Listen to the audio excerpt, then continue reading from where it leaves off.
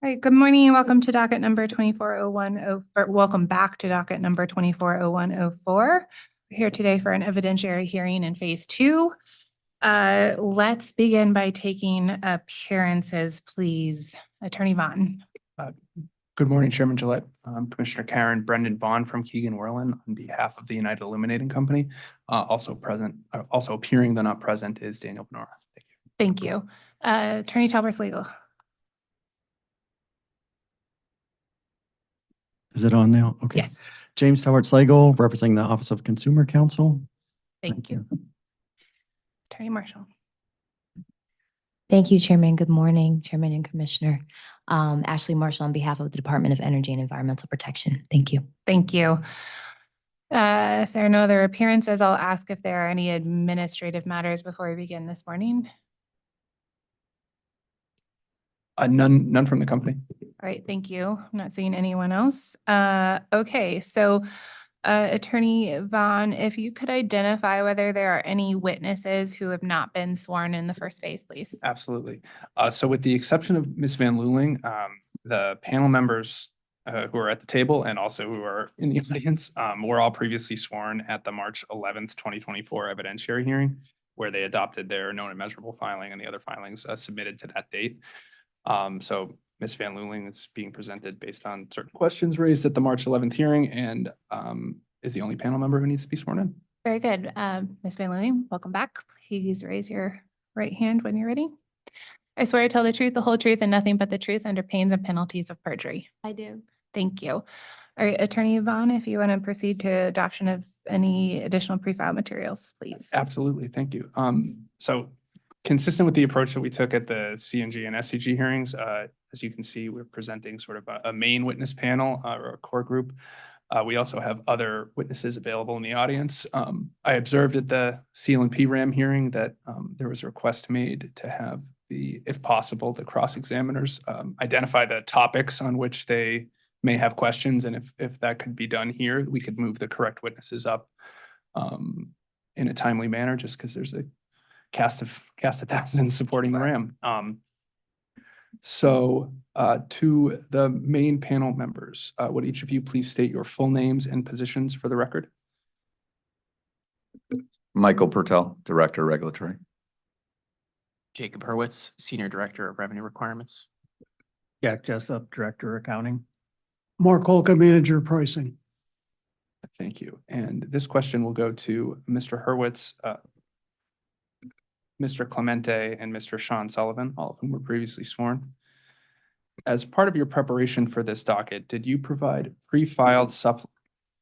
supplemental pre-filed written testimony and exhibits filed on May 17th, 2024 as a supplement to the company's March 1, 2024 RAM filing, identified as Exhibit A supplement in attachments 1 through 15? Yes. Yes.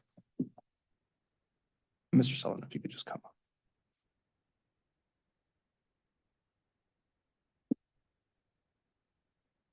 Yes. This is Mr. Brian Sullivan or Mr. Sean Sullivan. Yeah. And do you have any updates or changes to your pre-filed supplemental direct testimony and exhibits? No. And do you adopt your pre-filed supplemental direct testimony and exhibits as part of your sworn testimony in this case? Yes. Yes. Yes. Thank you.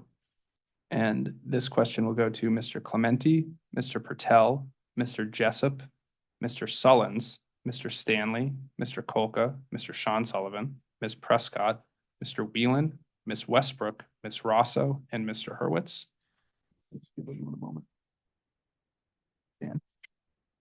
Did each of you also sponsor or co-sponsor responses to interrogatories submitted in this proceeding, as well as cost variance information submitted in compliance with order number 8 of docket number 220908? Yes. Yes. And do you have any changes or corrections to any of your responses to interrogatories or cost variance information not previously identified in an interrogatory response? No. No. And Ms. Westbrook, you can maybe change that with Mr. Clementi. Ms. Westbrook, could you please explain the nature of your correction?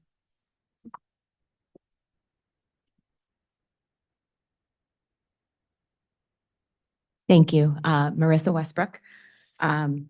For the response to CAE 57, would like to note one minor correction. On page 3 of 5, second paragraph down, third sentence of that paragraph, it should read, "This amount included an additional energy specialist and a regulatory project manager with 25% of the time of this employee allotted for the RES program, rather than these 12 employees." That is a typo. Thank you very much, Ms. Westbrook. And Thank you. subject to that correction, does this group adopt your responses to interrogatories as part of your sworn testimony in this proceeding? Yes. Thank you. And the panel is available for cross-examination. Thank you very much. We'll begin cross-examination this morning by authority staff. Mr. Norton, please.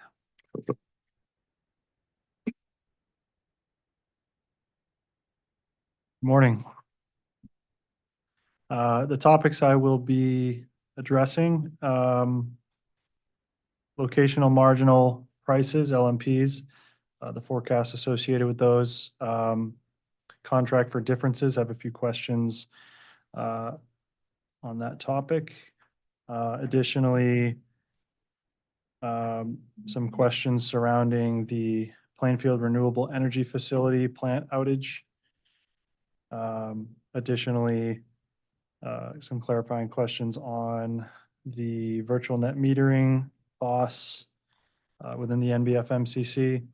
And then just a couple questions on full-time equivalencies as well in the NBF MCC. So my focus will be NBF MCC, specifically witnesses John Stanley,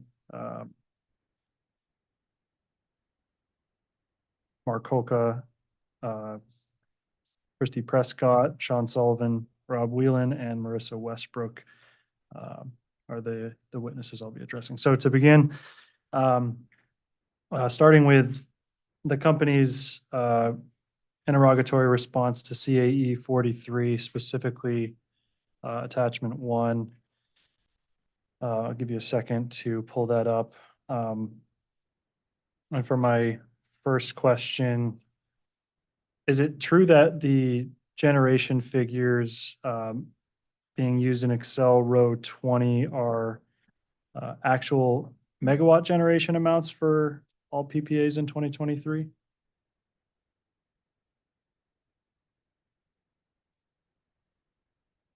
I guess more specifically, what is the metric Excel row 20, the generation figures being presented in attachment 1? What unit of? Yeah, those are 2020 generation. And what unit of measure is? For megawatt hours. For megawatt hours, okay, thank you.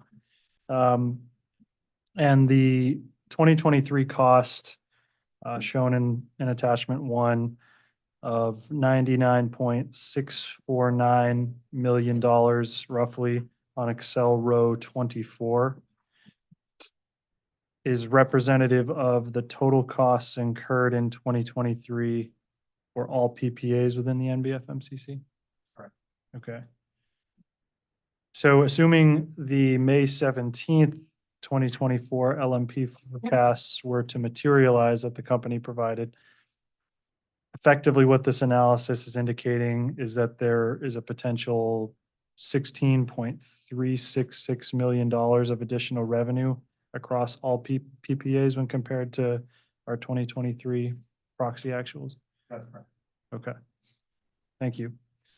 Can the company provide just an updated version of this analysis as a supplement to CAE 43 that actualizes May 2024?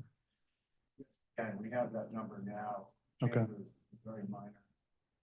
The impact would be 15,760,000. Only the difference about. Okay, that number again was? 15,750,000. Thank you. That's just changing the net, keeping the rest of the forecast straight to May 7th. Okay, there was no change to the forecast then? Not the, Okay. Mr. Stanley, can you check your mic for me, please? There you go. Thanks.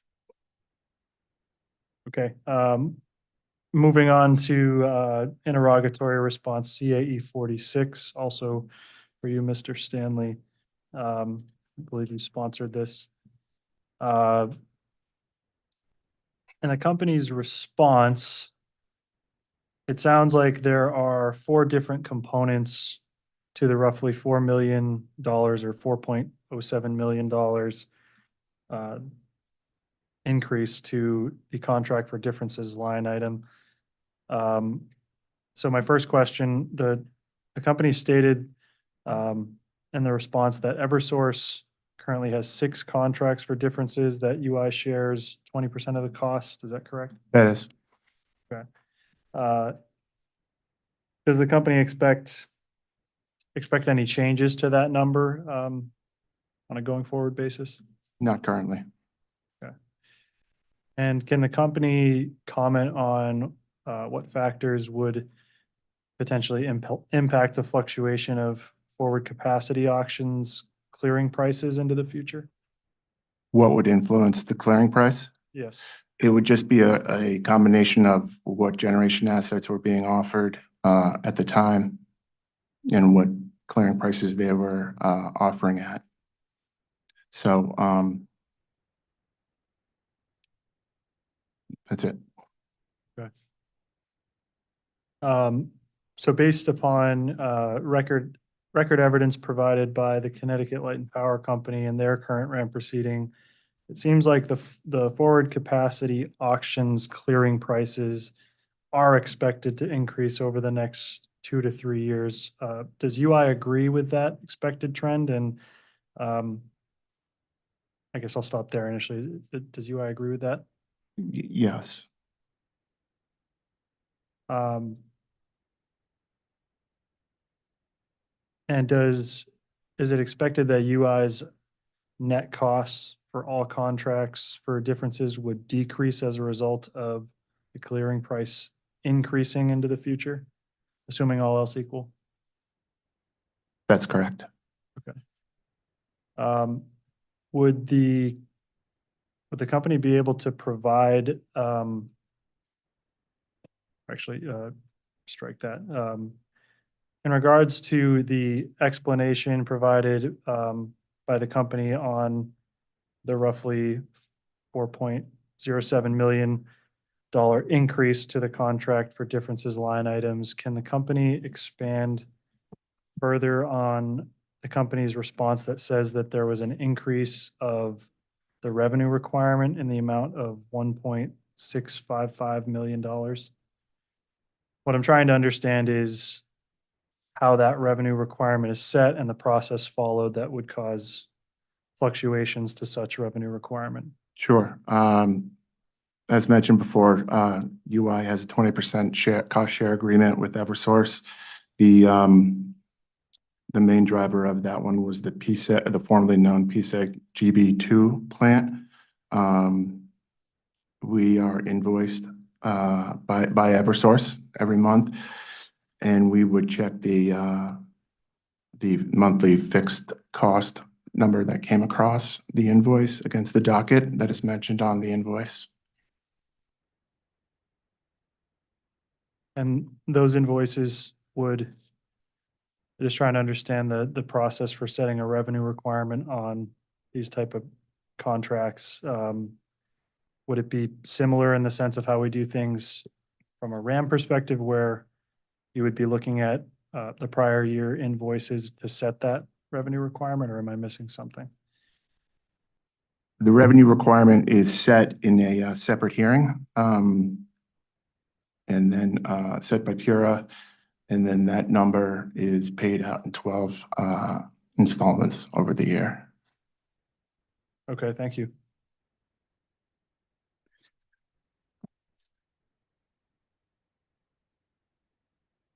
Okay, moving on to interrogatory response CAE 47.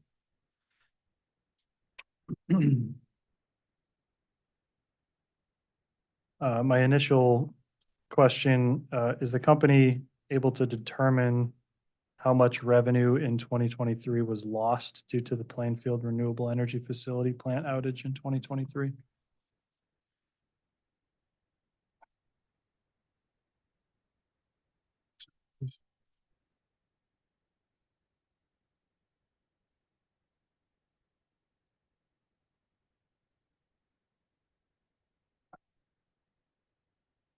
Well, we collect the capacity payments even during an outage, so we recovered those revenues. As to the costs, the net costs that would be incurred, that is subject to how the plant runs, what periods it runs, et cetera. But just to further clarify, we could look at a historical, but it may not have much basis in reality for the current year. Okay.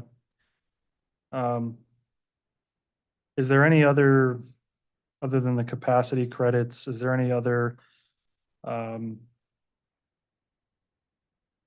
due to revenue losses associated with an outage, just in general, is there other avenues that the company pursues remedy in these type of situations? Well, the contract is between Eversource and Plainfield. We have a cost sharing agreement with Eversource, so it would be on them to, if they were to pursue further damages, say, but we're not aware, UI is not aware of any action regarding that. Okay, so the pursuit of any damages would be solely on Eversource to decide. That's correct.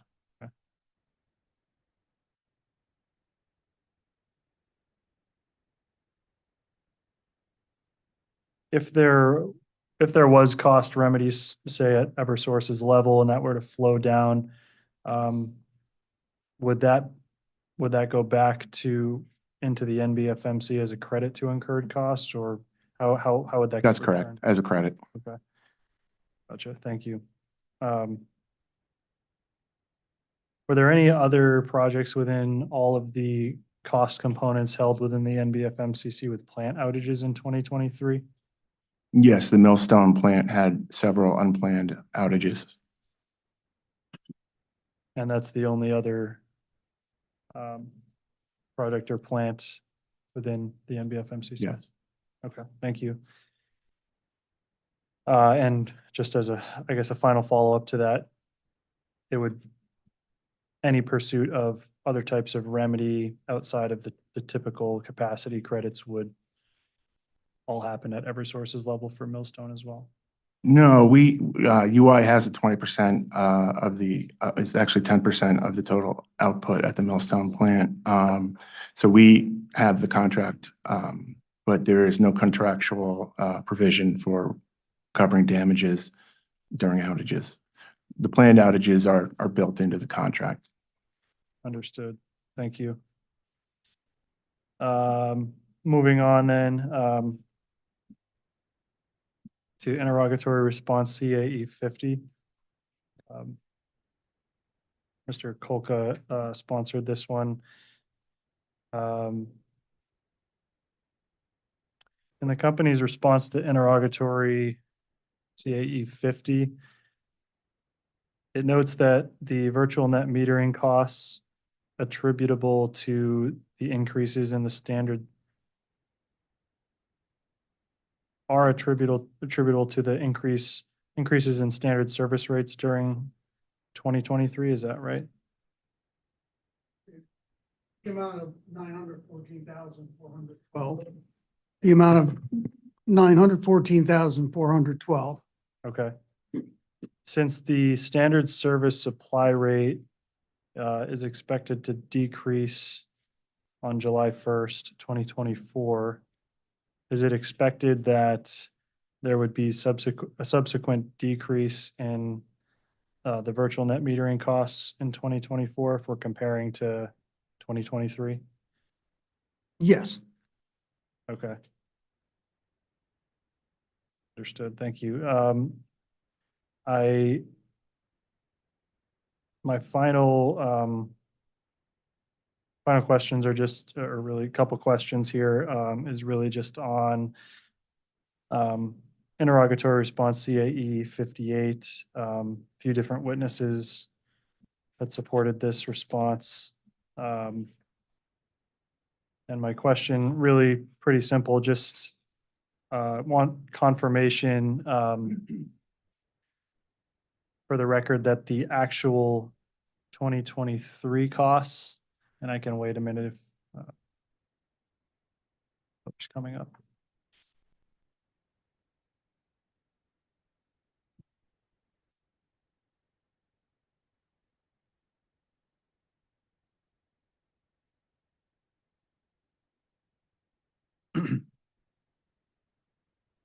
So my question is, can the company just confirm for the record that the actual 2023 costs incurred column provided by the company in the attachment excludes the 45% fringe benefit portion of all the actual values listed?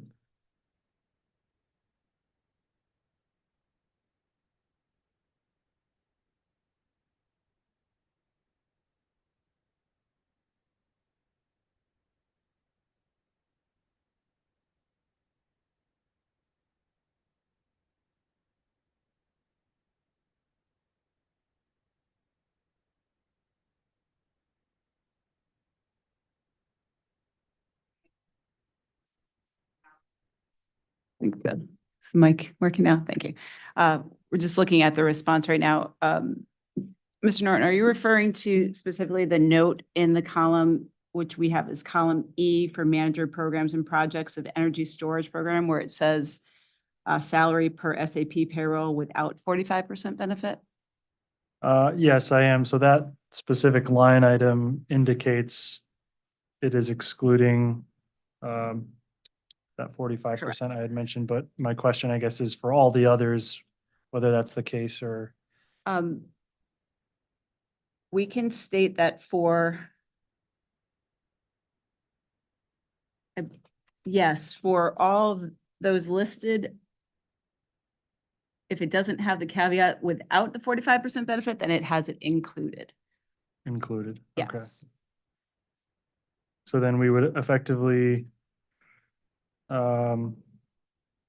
we would just need to apply like a 1.45 against the value provided in row 16 there and then sum up everything to get to the actual 2023. Is that right? I think that would be a reasonable approach to get to the accurate number. But Mr. Whalen, do you have a? Yes, that's correct. The actual number for 2023, I believe, is column C. So that number includes the 45%, the 174, 233. So, Mr. Whalen, I think that column C was an original approximation of the average of the band that we presented. And column E is more the actuals that flew through our SAP system. So if the authority would like, we can either refile that with that 45% adder in that column, if that would be easier, or you could certainly make that adjustment when you added up the actuals. I think that would be helpful. If you could supplement CAE 58 for me with just updating for full burden, fringe and salary. Okay. That'd be great. Okay, that is all I have. Thank you, Mr. Norton. Ms. McDonald, please. Good morning, panel. My questions will be on the SBC.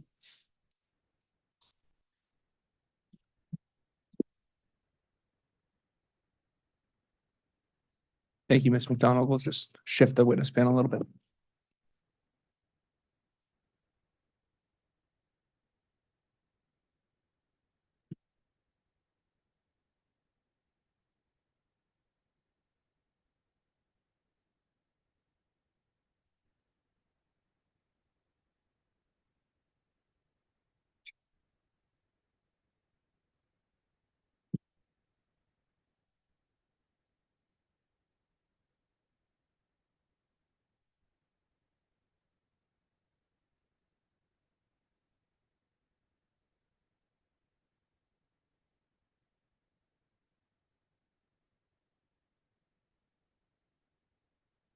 We all set? We're ready, Ms. McDonald. Thank you, Mr. Patel. So my first question, other than LiDAR, does the company anticipate a large under recovery for SBC for the rest of 2024? One moment.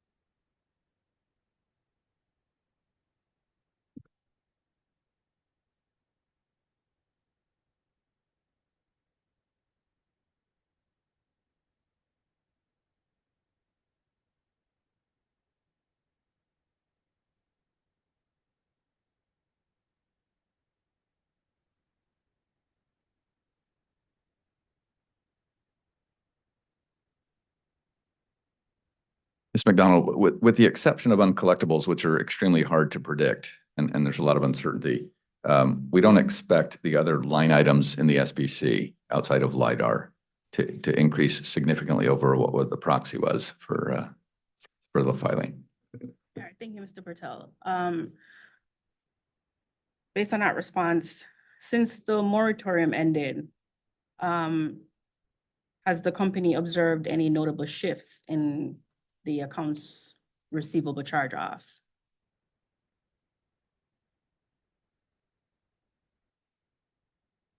It's really too soon to tell that. We just started those, sending those notices and those disconnects. So really, we're just starting to see those customers come up right now. So it's a little too soon for us to tell.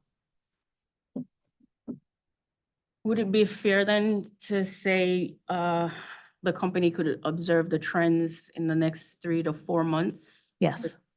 Okay. And for clarification, the monthly recovered amounts are for previously charged offs and not for the related amounts charged during the recovery month, right?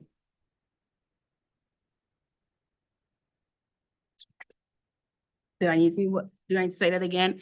The charge off amounts that you have, that you would receive from May, they're related to the amounts that were charged off in April. And correct. Okay. All right, I'm gonna request a late file. I heard you, it may be too soon, but to provide what the company can, I would like the amount of funds recovered for charge-offs for the month of May up to June 2nd, or whatever date certain works best for the company.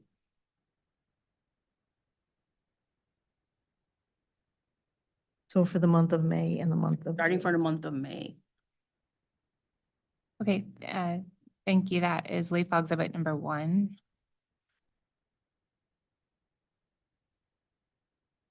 All right, thank you, Chair. So my next few questions are related to the 315 filing, order number 8, attachment C.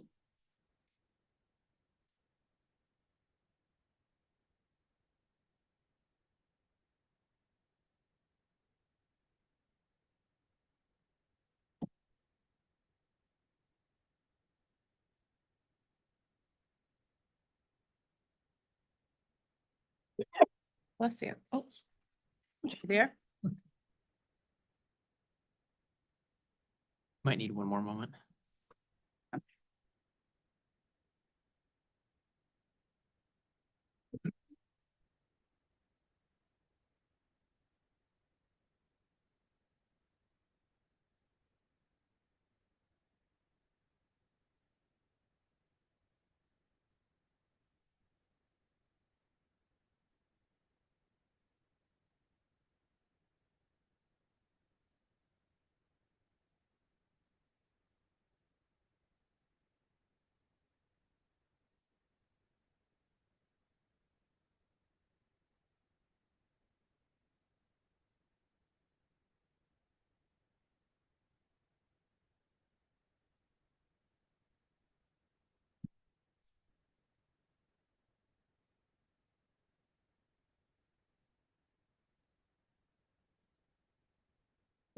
Okay, we're there. Okay, so in that, in that attachment, the company estimates that it will take approximately 24 months from the end of the moratorium on non-hardship disconnections to return to business as usual, based on current overdue debt actuals. In trying to unpack that, can you explain the factors that contribute to the estimation of the 24 months timeframe to business as usual assumption after the hardship moratorium?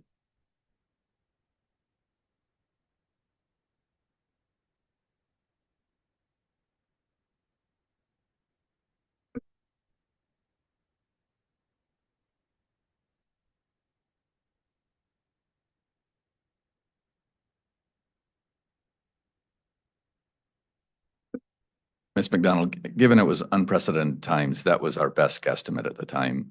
Looking at customer usage patterns that were impacted during COVID, they seemed to temper off and get back to normal conditions as far as usage within that 24-month period. So that was a best estimate at the time. There's an estimate. All right. Can you explain the significance then of calculating the total provisions over the overdue debt as a ratio and how it contributes to forecasting the monthly changes in the monthly change in provisions?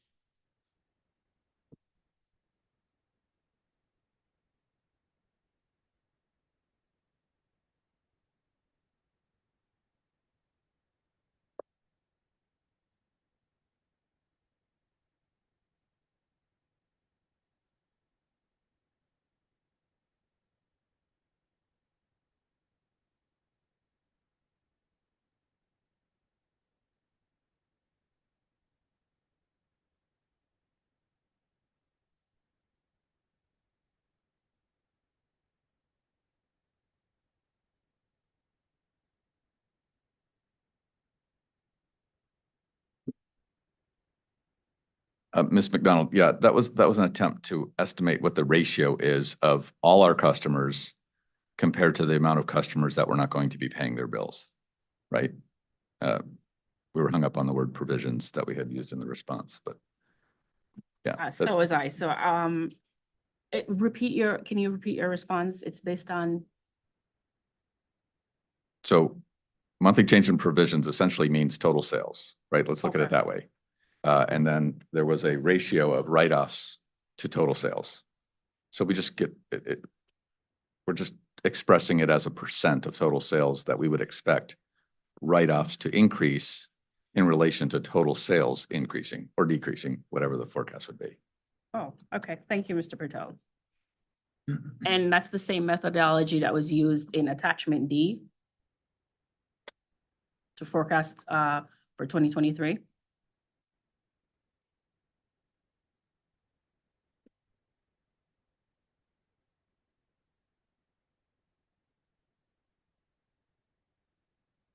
Yeah, checking that right now. Okay.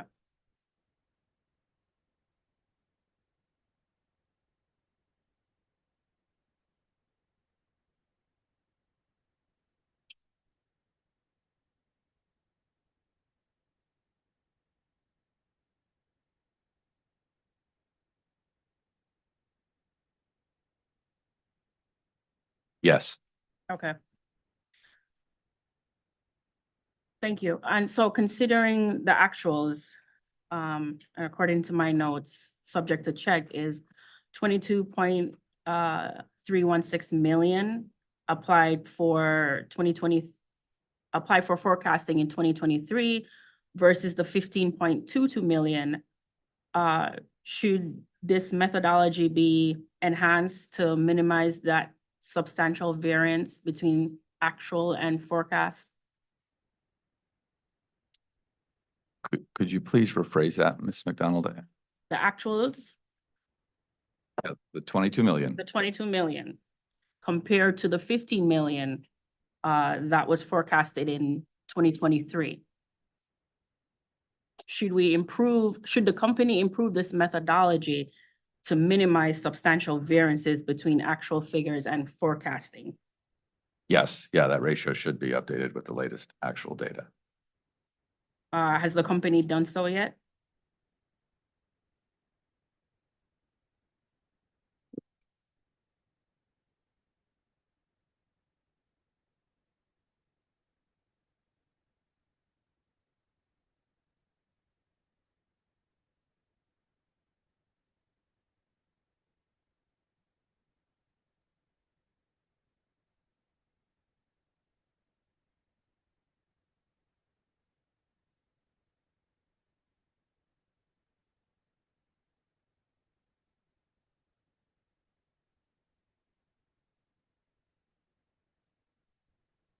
Yeah, Ms. McDonald, so I think you can appreciate that this is a transition period from the hardship programs into the low income discount rate, the LIDAR program. And as we've discovered, there's a ton of uncertainty with the number of customers that would qualify for the LIDAR. So using the historical ratio to forecast something when we're adding a new program that would take a lot of these customers potentially into that program, we would have to revisit going forward once we have the LIDAR numbers sorted out. So a long answer to say using the old methodology would need to be updated given that we now have LIDAR, which is a brand new program, and it seems to be growing as the months go by, and we don't have the asymptote or the limit yet of the number of customers that would qualify. And the company hasn't, I'll say, figured out a way to update the methodology just yet? Or will I see that in the application next year to try and? Yeah, I think it's fair to say from a modeling standpoint that we would need to see the LIDAR numbers start to level out Okay, before we could come up with a new methodology, right? Because if we come up with methodology now and the LIDAR numbers increase by another 20%, well, that methodology would be stale by the time of next year's filing. So I want to be optimistic and say yes, but I want to qualify that by saying we would like to see LIDAR number or LIDAR counts kind of stabilize before we come up with a new paradigm. all right, thank you, Mr. Patel. My next few questions are related to interrogatory responses 60 through 65. And the witnesses there were Mr. Kolka and Ms. Rosso. I'll start with you, Mr. Kolka, for CAE 60, attachment 1.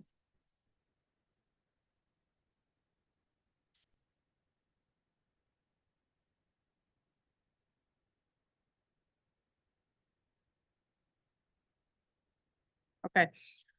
Assuming that the actual energy sales are similar or the same as May as April for May, the company would fully recover the LIDAR credit expense by the end of May, correct?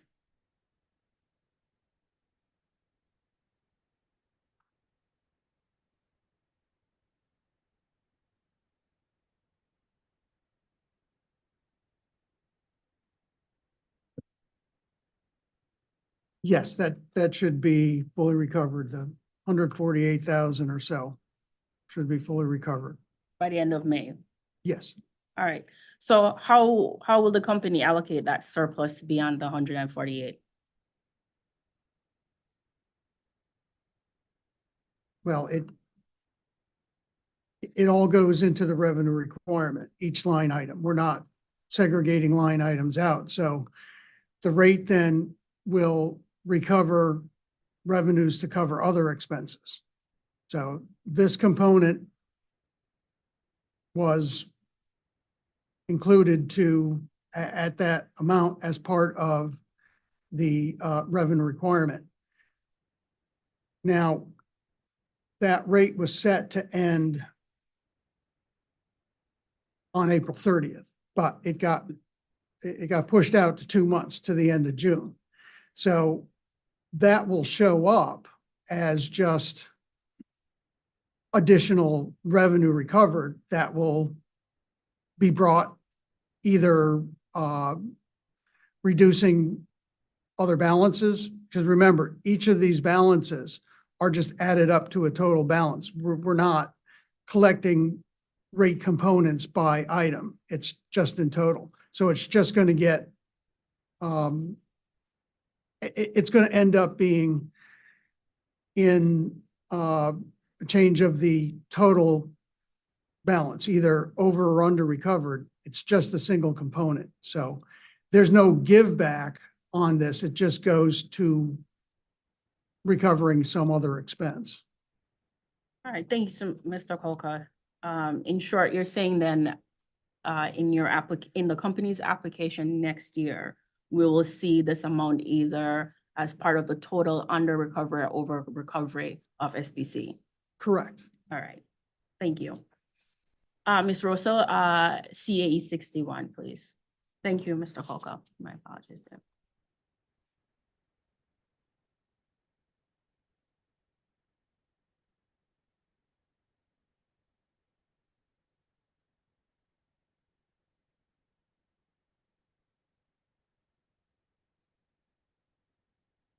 So I'm trying to understand the numbers that are in this response.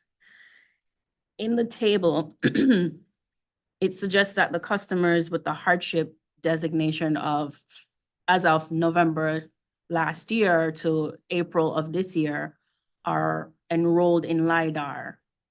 And approximately, subject to check, 24,000 of those customers are also enrolled in MPP and BFP.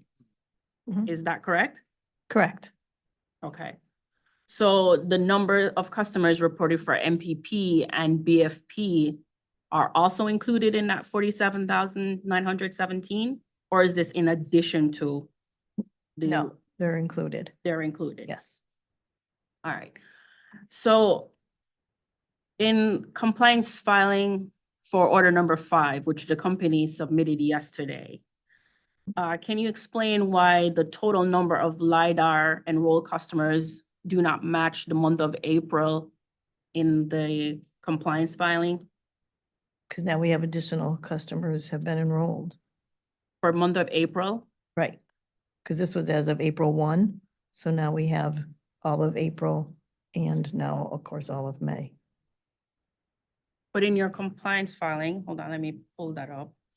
I think there was a decrease for April compared to what's reported in 61. So if there was an increase, then wouldn't wouldn't I see that same adjustment in your compliance filing here for order number 5? 5.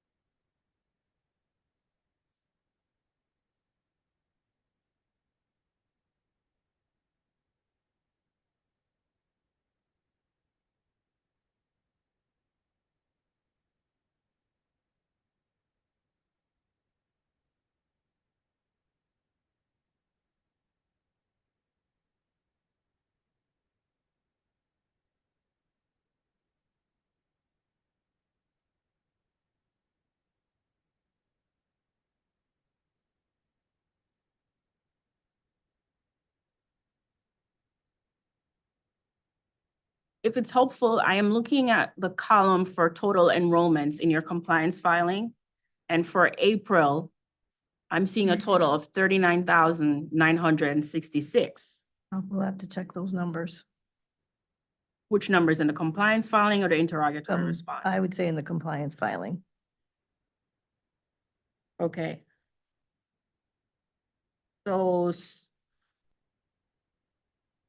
what's the best way to do this? Do I get a supplement to the, or a revised compliance filing? Yeah, we could take it back as to review the numbers as a late file, and we would, of course, submit a revised compliance filing in both places with whatever Okay, so the numbers are. Appreciate that. Ms. McDonald, can you just summarize a late file prompt for me, please? Reconcile. Reconcile total enrollments for LiDAR in April 24 compared to interrogatory response CAE 61. And provide an explanation for the difference in the number of customers enrolled in LiDAR during that month. Thank you. Thank you. Well, I'll move on from there until we'll figure it out. CAE 62.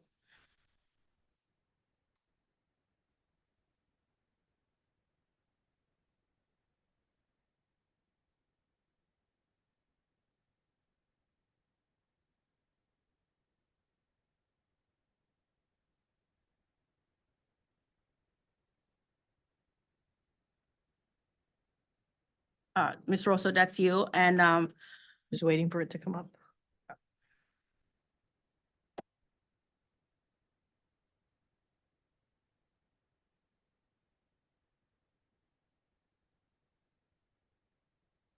Okay. so considering the company's policy adjustment concerning third-party collections Mhm. and the observed variance between 2022 and 2023, does the company anticipate a further decline in this line item? Yes. Okay. My last question is for you also, CAE 64.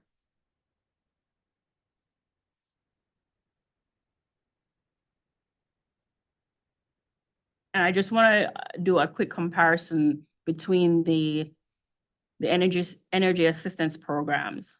With the implementation and increase in the LiDAR enrollments, is the company noticing a decrease in the other programs, MPP and BFP? We're noticing a decrease in the match, yes. In the match, only the, so the balances that would allow for the customers to be in these programs remain the same, but the corresponding matches are lower? Are lower, because the course, their payment is lower. Since their payment is lower because of LIDR, then of course the match is lower. Okay.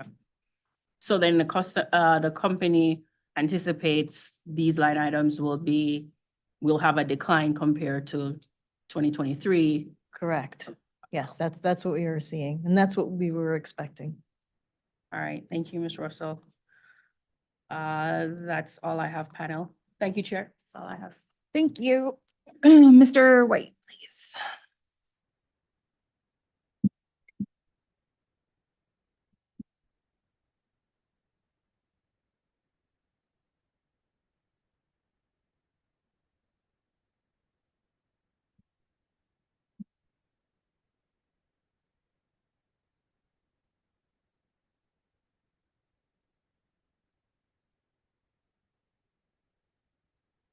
Thank you, Chair. Thank you, Chair. Refer to CAE 53, Sean Sullivan.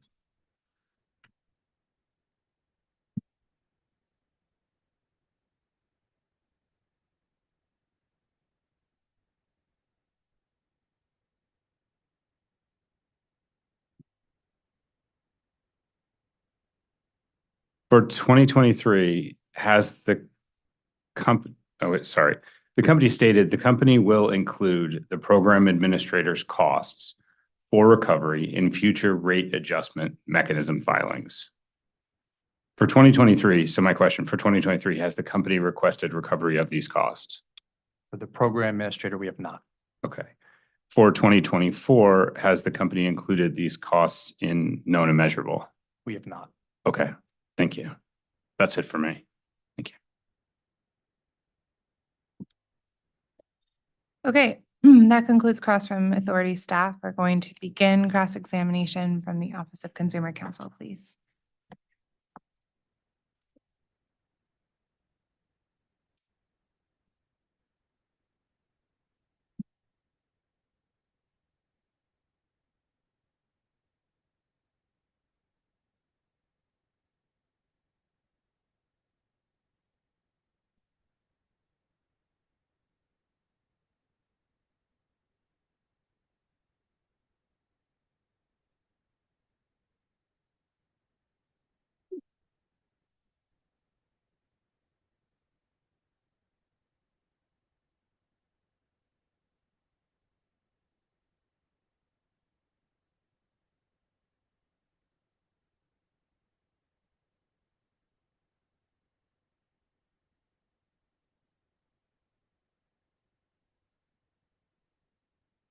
Hi, I'm Roy Apollonia. I'm a accounts examiner at OCC.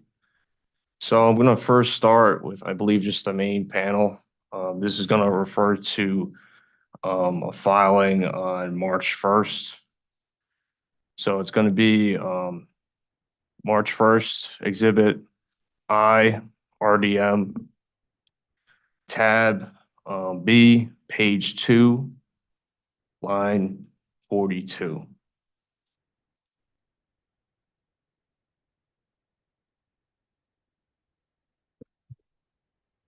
I am there. Okay, great.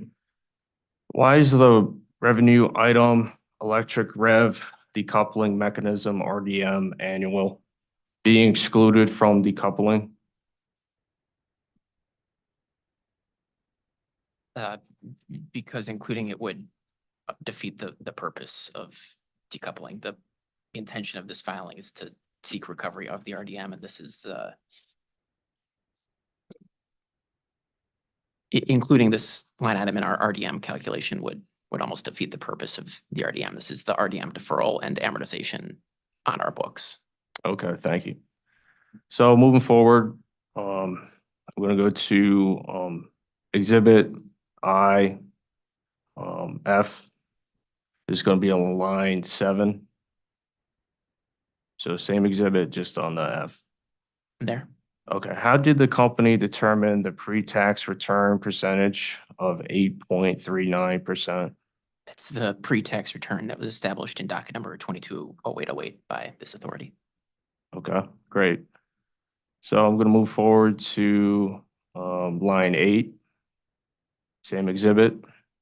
How did the company determine the wage allocator of 81.45%?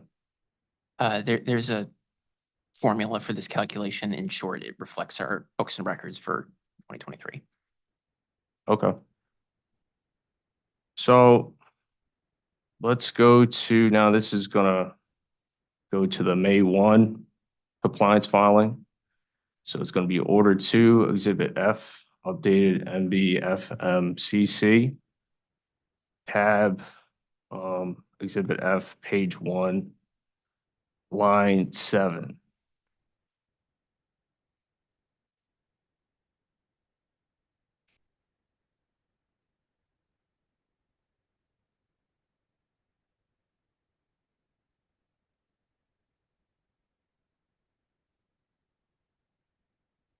Just one moment while we get Yeah. organized. No problem.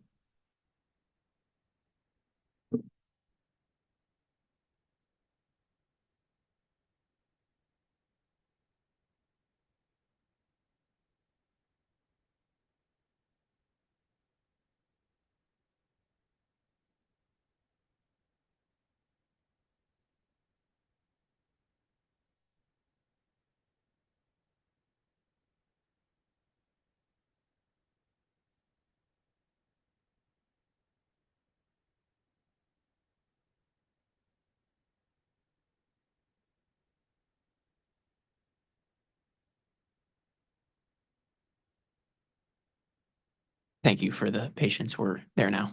Okay, great. So this is line 7. Why is there a reference to line 172?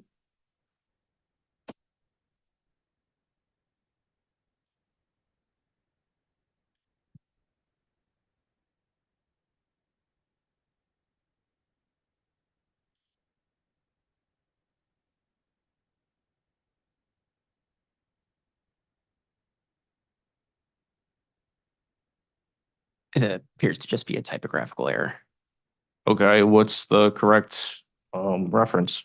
The first of the two lines referenced, it references line 155 and 172 on Exhibit F, page 3. Going to Exhibit F, page 3, line 155 is labeled carrying cost credit, and the sum is the value denoted on page 1, whereas line 172 is simply blank. Okay. So same exhibit, the MBFMCC, which you have up. Let's go to Exhibit F, page 1, line 14. Why is there a reference to the 2003-01-04 interim decision. One moment.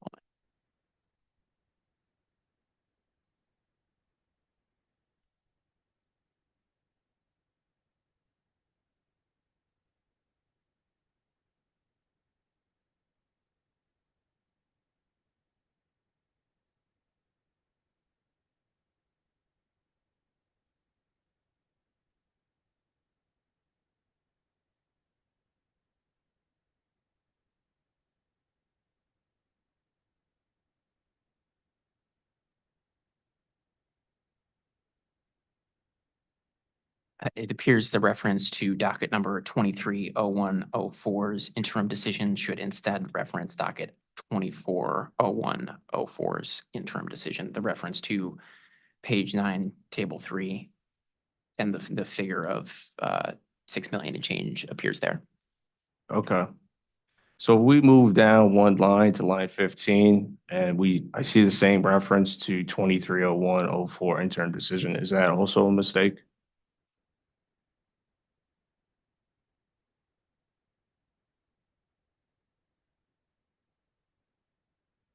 It appears to be a similar typographical error referencing docket 230104 instead of 240104. Okay. So let's move down one more line to line 16. Why is line 15 not included in the cell reference when it is used in the formula?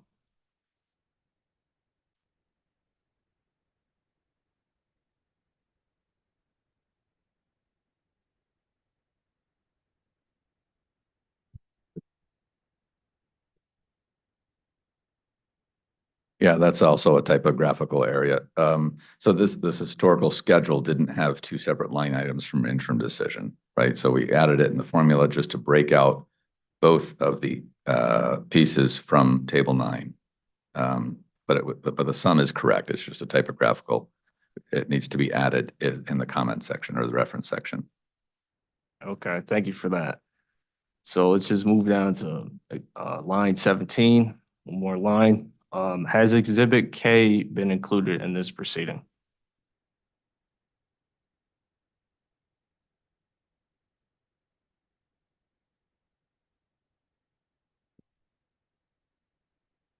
Yes, I can find that. I think that is.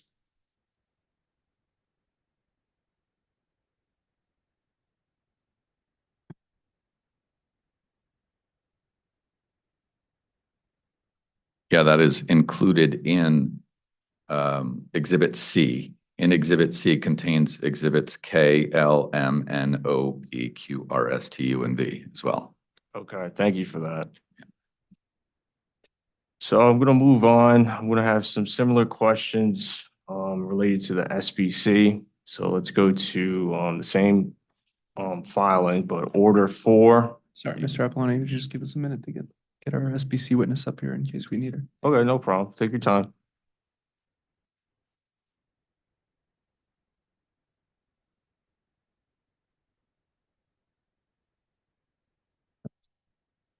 Thanks. Thank you. Okay, great. So let's go to order 4, Exhibit H, updated SBC. It's a spreadsheet tab, Exhibit H, page 1, line 12. Okay. I can anticipate your questions, and both of those are still, both 12 and 13 should reference 240104 interim decision. Same, the page and table are correct. Okay, great. So you got 2 questions down here. Let's go to 14, line 14. Again, why is line 13 not included in the cell reference being used? Yeah, that's a typo. That should add line 13 in the reference. The number in the table is correct, though. Okay, thank you. So now I'm done with that. I'm gonna move on. I believe this can be answered by your panel up there, but if not, just let me know. Are any RAM expenses and revenues reflected in the quarterly ROE filings in docket number 76, 03, 07RE01. It's the investigation to consider rate adjustment procedures and mechanisms appropriate to charge or reimburse the consumer for changes in the cost of fossil fuel compliance filing placeholder docket. I have no familiarity with what that docket originally related to, but I am familiar that's the docket in which UI submits its quarterly earned return filings with the authority. The RAM components are included in that filing. However, they are included both in the revenues UI reports and the expenses UI reports, and accordingly have a net zero impact on the reported ROE. Okay, thank you. I should amend that the TAC is not included. The other, and neither is the MBF MCC. However, the SBC and the RDM are reflected in that filing in the Okay, manner I just described. got it. So I'm just bringing up in the latest filing for that on page 5. Sorry, Mr. Epeloni, do you have like a copy of that you could share, or a date that we could, so we could see what you're looking at? Okay.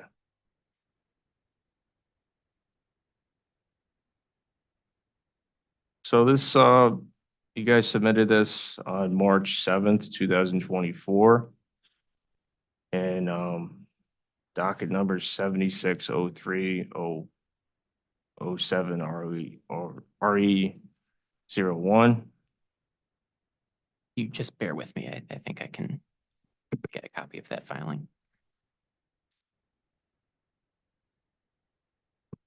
So this is the ROE filing related to calendar year 2023. Yes. I've got a copy, and could you please repeat the you referenced a specific page? Okay. It's page 5. I have an Excel version with exhibit headers in the upper right. Is that exhibit 1E maybe that you're looking at, or? I'm looking at exhibit 1A. Okay. Actually, hold up. Sorry. It's 1B, exhibit 1B. There. Okay, great. So those filings, they include a income statement labeled rate making that reports sales of electricity as well as other electric revenues. Is the revenue from the RAM components included in either of those sections of the reports? It is, and with just one moment, I may be able to provide a helpful reference for you. Okay.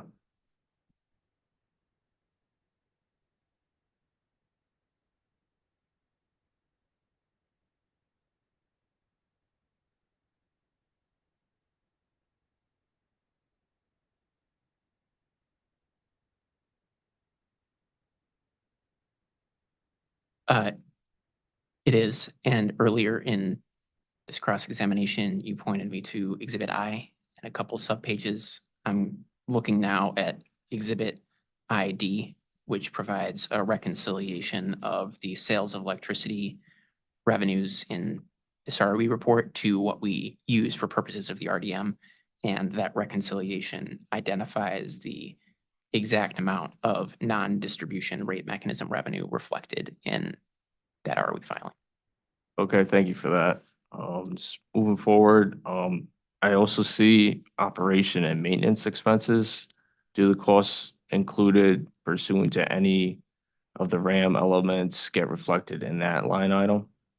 They do. As I described earlier, there are certain non-distribution rate mechanisms reflected in this ROE filing, but they're reflected in equal amounts in both the revenues and the expenses. And here that would be primarily operations and maintenance expenses, where that offset would be reflected. So that the net effect on the ROE filing is $0.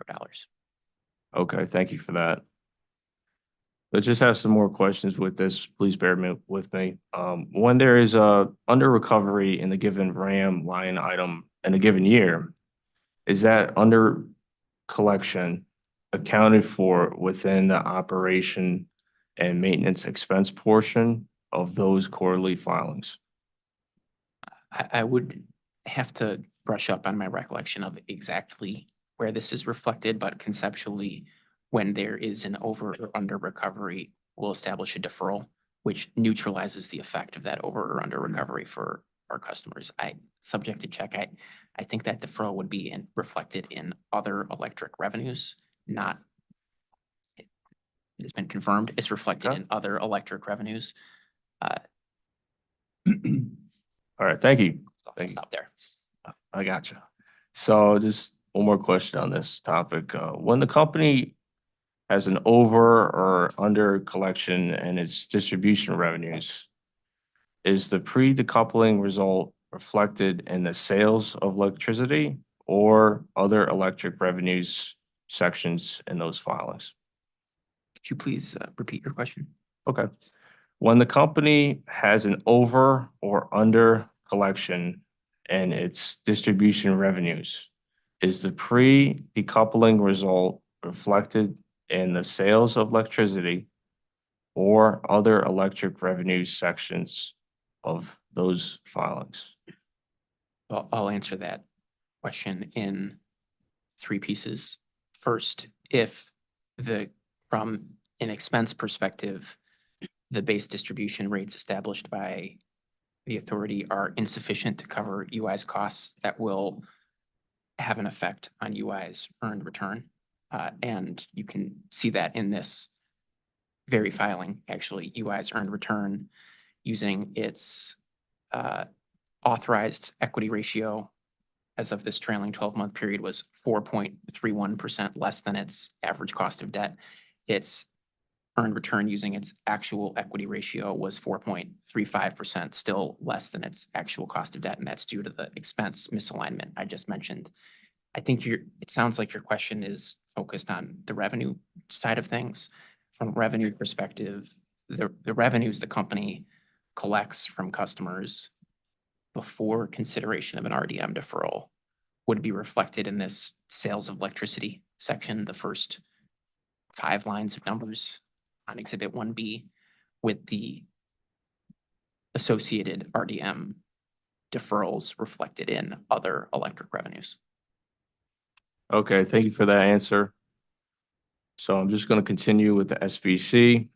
Now, I know before Pura had questions on interrogatory response CAE 61. I have some follow-up on that one.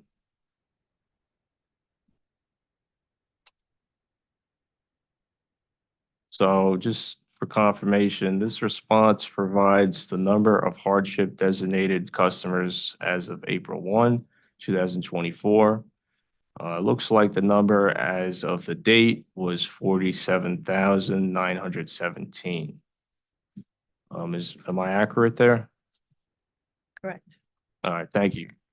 So do you have any more recent data for the hardship customer count? Yes, we just filed. In that filing, we have our May numbers, which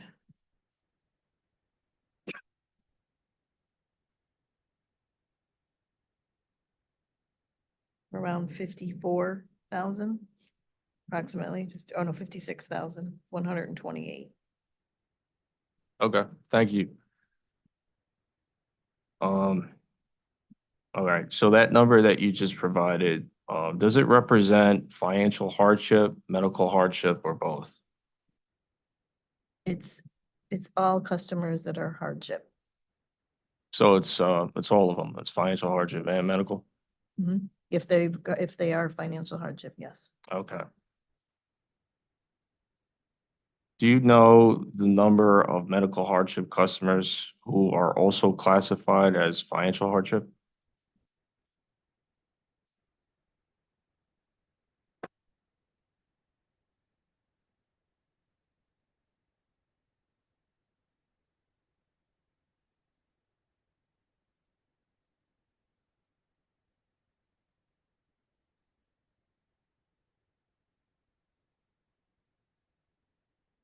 We could take a read in on that. We can get Okay. those numbers though. Would a late file be better? No, this shouldn't take us long. Okay. So for this reading then, can you provide the number of medical hardship customers broken out by life-threatening versus seriously ill classifications? And indicate the number of customers in each of those categories that are also designated as financial hardship as of the most recent available data you have. Okay. All right, thanks so much. So does that need to be a late file? Ms. Rosso? We should have the numbers, I would say, in about 15 minutes, maybe. Oh, okay, I think maybe if we just keep it as a read-in for now. sure. And then we can assess if that needs to be converted or not. Thank you. Okay, thank you. So I'm gonna move forward. Let's go to CAE 65 interrogatory response.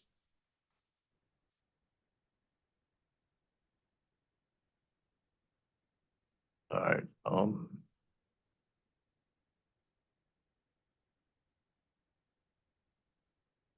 are you there? Good. This response provides the enrollment numbers for BFP and MPP. And we saw the compliance filing from yesterday that shows the LiDAR enrollment tiers. But do you have information showing the number of BFP and MPP participants that are enrolled in LiDAR by tier?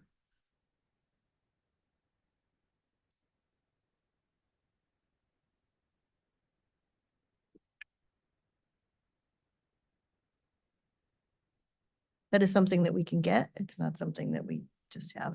Okay, so maybe a late file would be good for here. I think we can get that pretty quickly as well. Reading, okay. So for this next reading, let's have, so I assume that all of those customers would be enrolled in at least tier 1 because they are all financial hardship, right? Correct. Okay. So actually just provide what I said previously for this reading. Sorry. So just to be clear, we want MPP customers by tier 1 or tier 2 for LiDAR and BFP customers by tier 1 and tier 2 for LiDAR. Yep. Okay. Yes, thank you. Okay, so for now, let's read in B. Okay.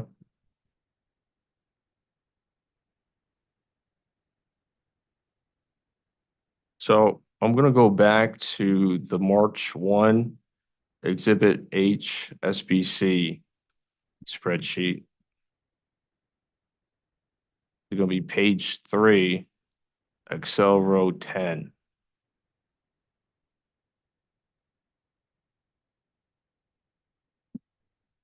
Okay. All right, this shows the write-offs for uncollectible hardship accounts. And I see that it is labeled as low-income customers. Is this financial hardship or also medical hardship?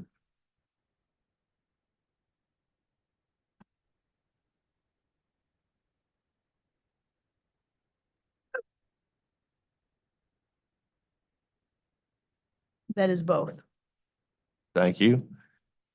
So do you have a breakdown showing the total hardship on collectibles attributable to hardship designation, like financial or medical or both?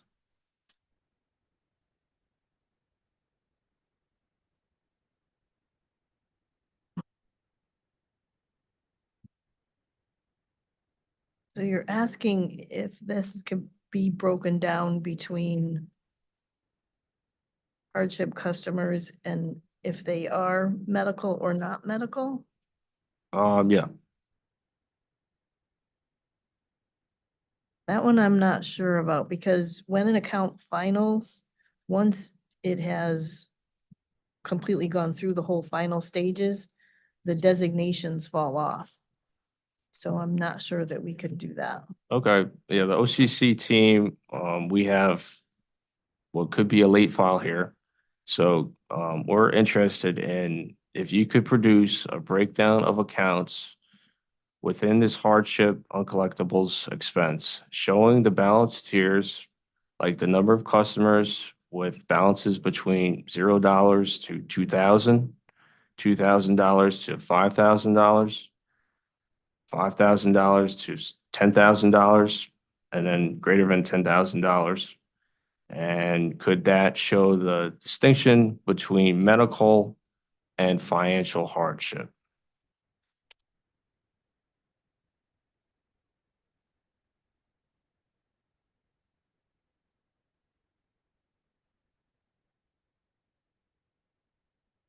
Okay, so that's late file exhibit 3. Okay, thank you. Mr. Apollonia, would you mind if we take a moment to confer? Yeah, no problem.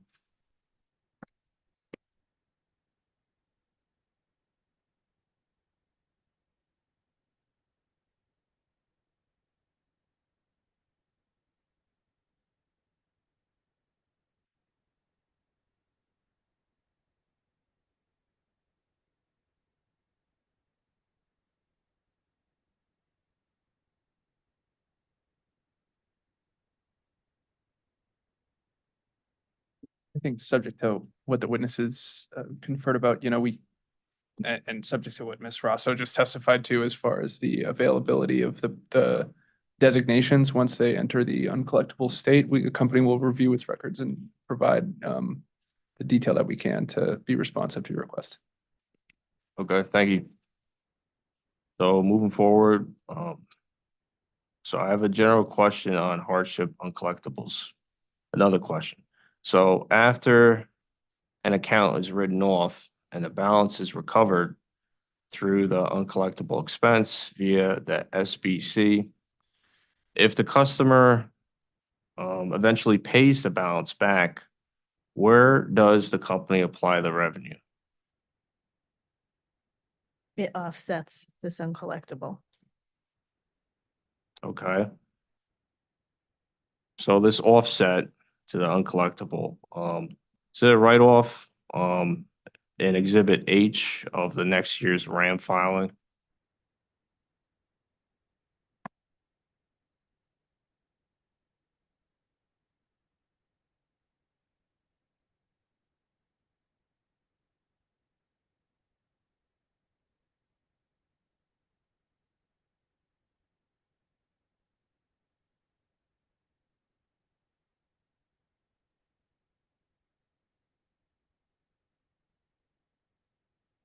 Yes. Oh, I'm sorry. Yes, it would go, it goes right in that same area. Okay, thank you. Would this change if the account is paid off in 1 year or several years later? As we receive the money, it's applied here. So if they pay it off month by month by month, it would be in here month by month by month. Okay, thank you for that. And is there a difference as to how it's collected? Like, let's say the customer pays off himself or collections or like wage garnishment. Does it matter how the money? No. Doesn't matter? Okay, thank you.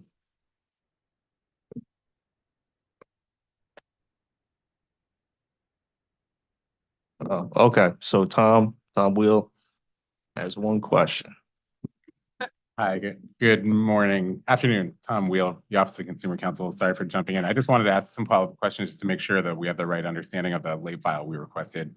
Going back to a question Mr. Apollonia asked before about Exhibit H, the hardship uncollectible write-offs. And I heard your response, Ms. Russo. I just wanted to make sure I understood. That includes both financial hardship customers with no other hardship designation, also medical hardship customers who are also financial hardship designated. Does it also include medical hardship customers who are not financial hardship designated? Okay, so the debt for instance, a life-threatening medical hardship customer who is not financial hardship.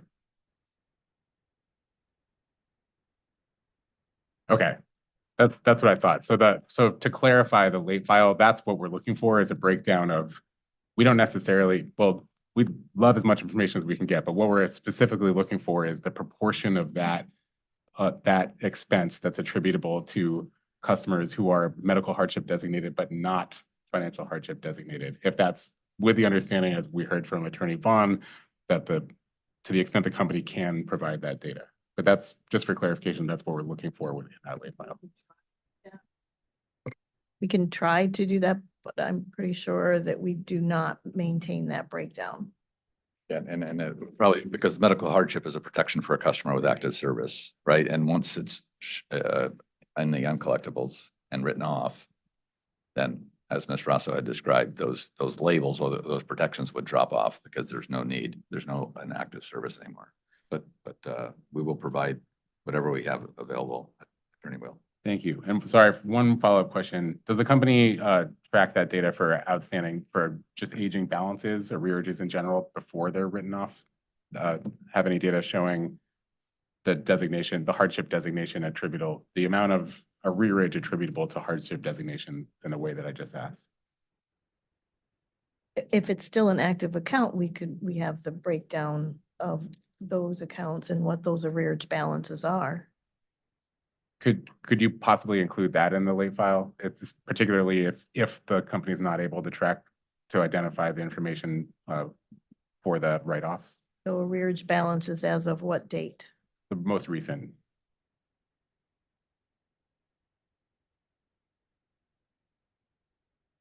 Thank you. And that's our last question. I apologize to the authority and the panel for jumping in suddenly. Thank you. That's it altogether for OCC. All right, thank you. Attorney Marshall? Thank you. Commissioner Perrin?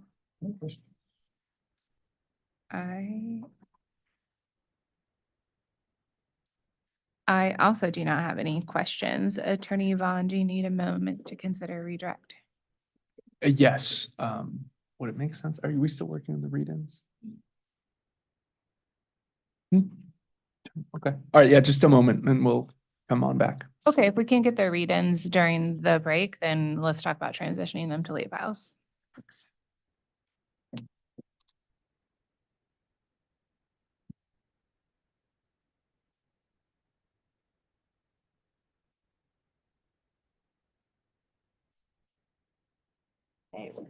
Yes. Yes.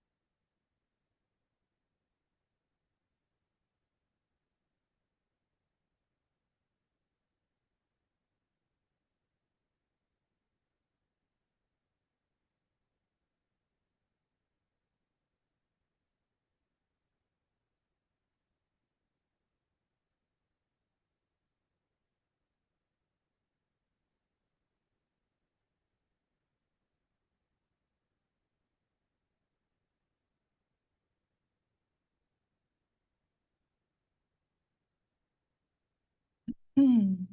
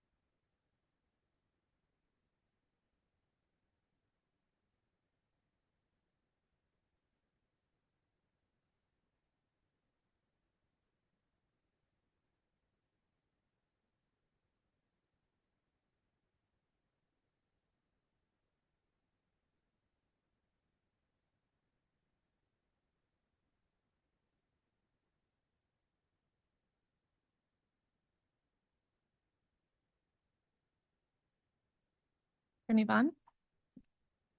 Chair Gillette, thank you for the latitude to confer. We do have no redirect. I guess I had a few procedural questions that we can take up. Not really, not major things. I just wanted to confirm. So initially, the authority had requested, I believe, a supplement to CAE 43. And Mr. Stanley provided the number, and I was unclear if you still wanted that supplement in writing or not. No. Okay, so then I will strike that. And so I believe we have then to supplement CAE 58. And we got three late files, 1, 2, and 3, and then 2 read-ins. I think it makes sense to convert those read-ins to late file exhibits just to make sure that we have all the numbers right in the interest of time. We weren't able to obtain those over the break. So if those could become 4 and 5. Sure, I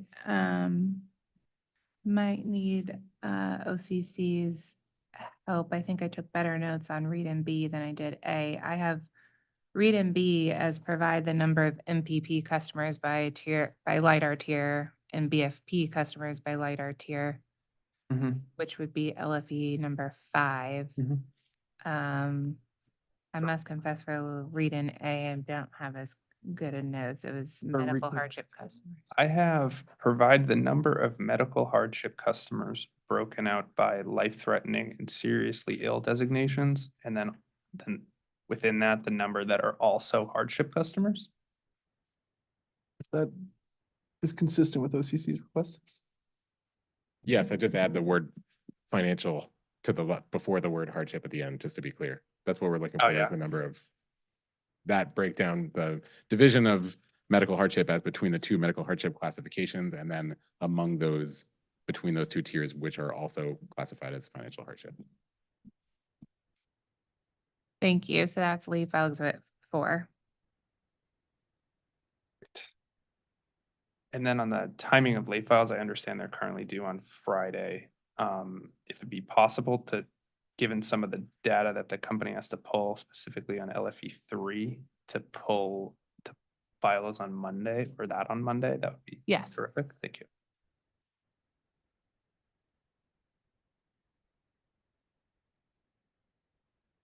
That's all I have. Thank you so much.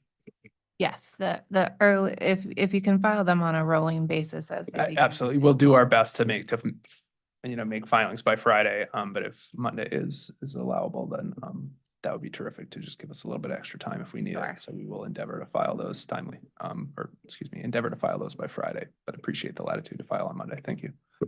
Thank you. Anything further, Attorney Vaughn? No, not for me. Okay.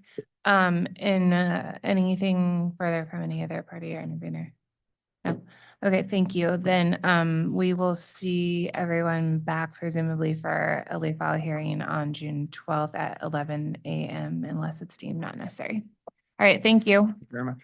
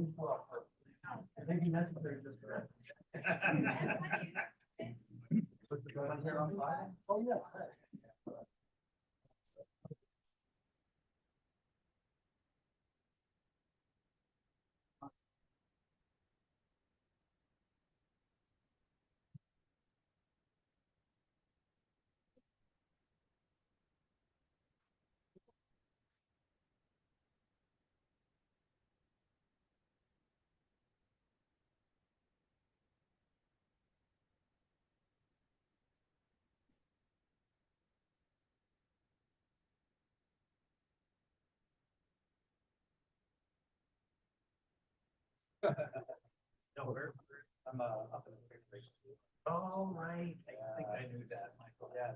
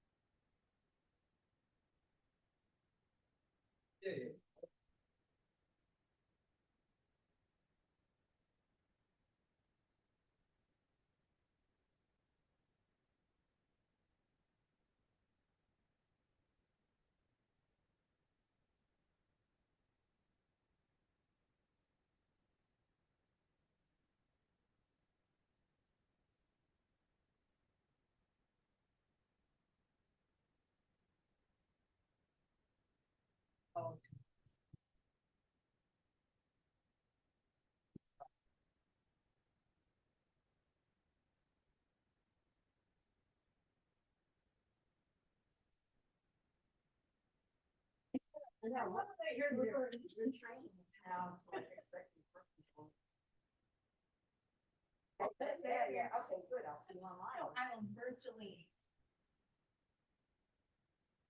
Thank you.